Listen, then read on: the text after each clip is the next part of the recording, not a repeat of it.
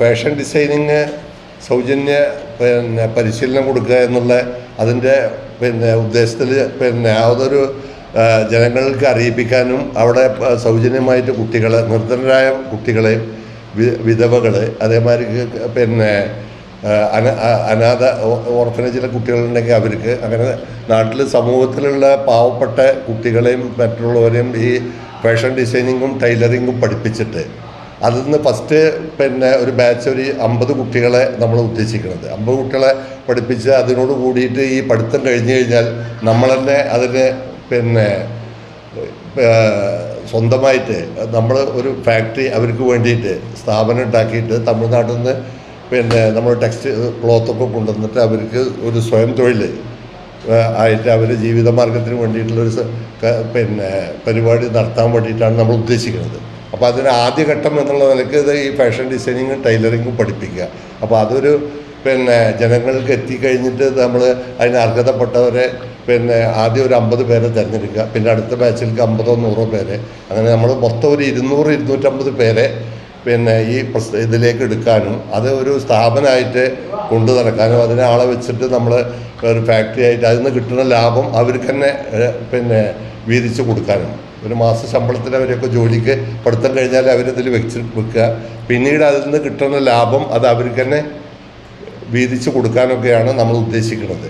അപ്പോൾ അത് ആ രൂപത്തിലാണ് നമ്മളെ നമ്മളിപ്പോൾ ഇന്നത്തെ ഇതിൽ പറഞ്ഞ നമ്മൾ കുറേ വേറെ ചാരിറ്റികൾ ഇപ്പോൾ കുട്ടികളെ കല്യാണം കഴിച്ചു കൊടുക്കൽ, മറ്റേ ഈ പാവപ്പെട്ട മരുന്ന് വാങ്ങാനില്ലാത്തവർക്ക് മരുന്ന് വാങ്ങി കൊടുക്കുന്നത്, അങ്ങനത്തെ കുറേ ചാരിറ്റികൾ നമ്മൾ വേറെ ചെയ്യുന്നുണ്ട്.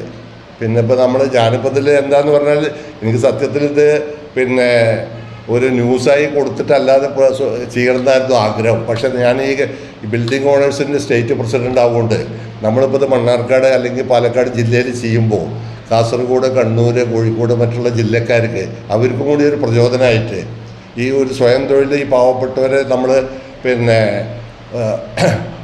പഠിപ്പിച്ച് അവരെ മുന്നിലേക്ക് കൊണ്ടുവരിക. അപ്പോൾ അതിനൊരു മാതൃകയായിട്ട് അപ്പോൾ പഴയരി ഷെരീഫാജി ചെയ്യണു അല്ലെങ്കിൽ പഴയരി ഗ്രൂപ്പ് ചെയ്യണു എന്നുള്ള അതോട് കൂടിയിട്ട് മറ്റുള്ള ജില്ലകളിലും അല്ലെങ്കിൽ മറ്റുള്ള ആൾക്കാർക്കും അത് തരക്കടില്ല, നമുക്ക് 10 പേർക്ക് നമുക്ക് തൊഴിൽ കൊടുക്കാനും ഭാവിയിൽ അതുകൊണ്ട് അവർക്ക് ആ കുടുംബം ജീവിച്ചു പോകാനും അല്ലേ, അങ്ങനെയൊക്കെയാണ് നമ്മുടെ ഉദ്ദേശം. ആ ഉദ്ദേശം നിറവേറണമെങ്കിൽ നിങ്ങളൊക്കെ സഹായ സഹകരണം വേണം. ഇതാണ് നമുക്കതിൽ പറയാനുള്ളത്. നമ്മൾ ഇത് മൊത്തം ടാർഗറ്റ് ഉദ്ദേശിക്കുന്നത് 250 പേരാണ്. അപ്പോൾ അത് ആദ്യം നമ്മളൊരു 50 പേരെ ഇപ്പോൾ ട്രെയിനിങ് കൊടുത്ത് പഠിപ്പിച്ച് അവർ അതിന് വേണ്ടിയിട്ട് അവർക്ക് പഠിത്തം കഴിഞ്ഞ് കഴിഞ്ഞാൽ ജോലി നമ്മൾ തന്നെ കൊടുക്കാമെന്നാണ് ഉദ്ദേശിക്കുന്നത്.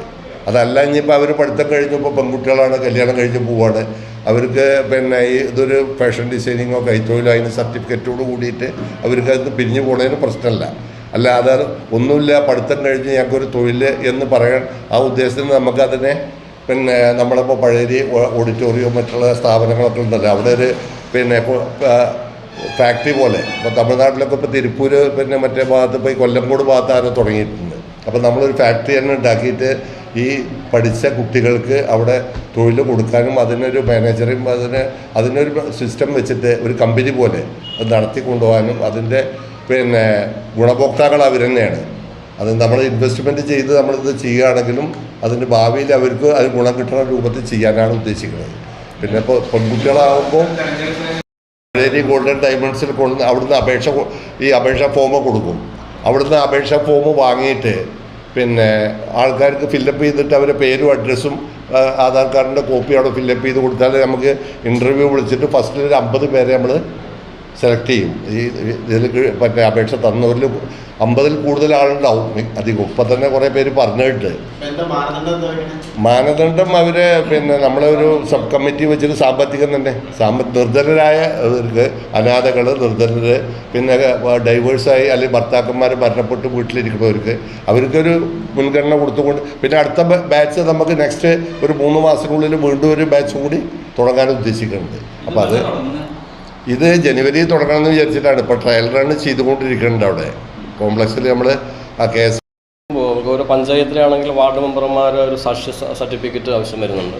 പിന്നെ പള്ളി കമ്മിറ്റിയാണെങ്കിൽ ഇപ്പോൾ ഒരു കുറേയേറെ അപേക്ഷ വന്നിരിക്കുന്നതിനകത്ത് ഇങ്ങനെ കൊടുത്തതിൻ്റെ പേര് കുറേ അത്യാവശ്യം വളരെ സെറ്റപ്പുള്ള ആൾക്കാരും ഇത് അയച്ചിട്ടുണ്ട്. അത് സൈഡ് ഒരു ഫാഷൻ ഡിസൈനിങ് ആയതുകൊണ്ട് അവർക്കിങ്ങനെ പഠിക്കാം, ഒരു ടൈം പാസ്സായിട്ട് പോകും, അങ്ങനെ ചിന്തിച്ച് കുറേ ആൾക്കാർ അയച്ചിട്ടുണ്ടായിരുന്നു. അപ്പോൾ അതുകൊണ്ട് നമുക്ക് ആ ഒരു അവസ്ഥ ഒഴിവാക്കിയിട്ട് നമ്മൾ ഉദ്ദേശിക്കുന്നത് നിർദ്ധനരായ കുടുംബിനികൾ അല്ലെങ്കിൽ വിധവകൾക്ക് മാത്രം ആണ് പരിരക്ഷ കൂടുതൽ കൊടുക്കുന്നത്.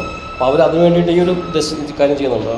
പഞ്ചായത്തിലെ വാർഡ് മെമ്പർ സാക്ഷ്യപ്പെടുത്തി സർട്ടിഫിക്കറ്റ് അല്ലെങ്കിൽ നമ്മുടെ മക്കൾ കമ്മിറ്റിയാണ് പള്ളി എന്നുള്ളൊരു കത്ത് ഇതായിട്ട് വരുമ്പോഴാണ് നമ്മളവർക്ക് അവരുടെ ഒരു ആധികാരികമായ അവസ്ഥ ഉണ്ടാക്കിയിട്ട് കൊടുക്കാൻ ഉദ്ദേശിക്കുന്നത്.